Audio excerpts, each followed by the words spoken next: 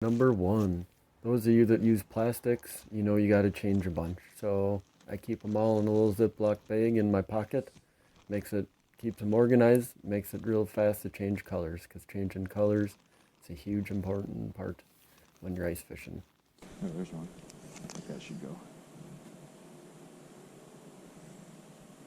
Ah! Carp ring.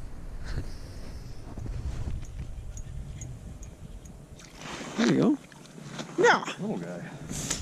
What's this guy doing here? What is this guy doing here? Jeez. Chisago. Jeez.